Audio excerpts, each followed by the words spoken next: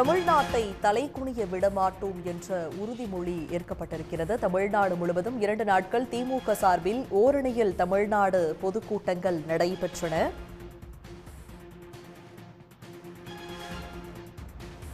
கொள்கை படையாய் திரண்ட மக்களுக்கு நன்றி என்று முதலமைச்சர் குறிப்பிட்டிருக்கிறார்.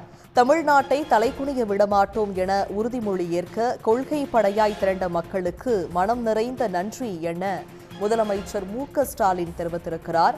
தமிழ்நாடு முழுவதும் 2 நாட்கள் திமுக சார்பில் ஓரணியில் தமிழ்நாடு பொதுக்கூட்டங்கள் நடைபெற்றன.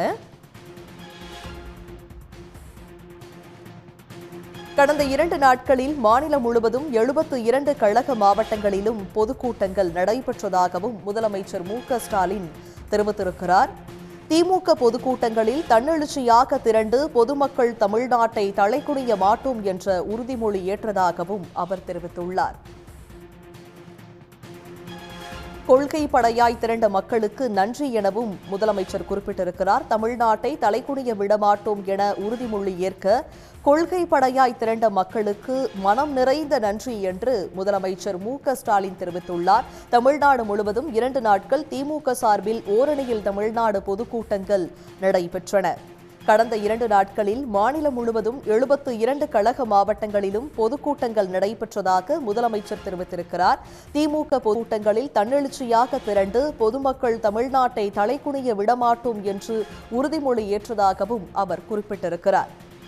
தமிழ்நாட்டை தலைகுனிய விடமாட்டோம் என உறுதிமொழி ஏற்க கொள்கை படையாய் திரண்ட மக்களுக்கு மனம் நிறைந்த நன்றி என முதலமைச்சர் மு.க.ஸ்டாலின் குறிப்பிட்டிருக்கிறார். தமிழ்நாடு முழுவதும் 2 நாட்கள் திமுக சார்பில் ஓரணியில் தமிழ்நாடு பொதுக்கூட்டங்கள் நடைபெற்றன. இந்த பொதுக்கூட்டங்களில் தமிழ்நாட்டை தலைகுனிய விடமாட்டோம் என்ற உறுதிமொழியானது ஏற்கப்பட்டிருக்கிறது.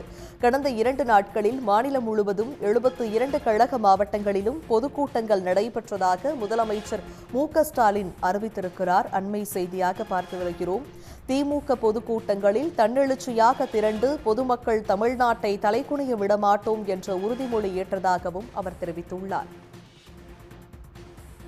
உடனுக்குடன் செய்திகளை தெரிந்து கொள்ள சன் நியூஸ் பெல் ஐகானை கிளிக் பண்ணுங்க.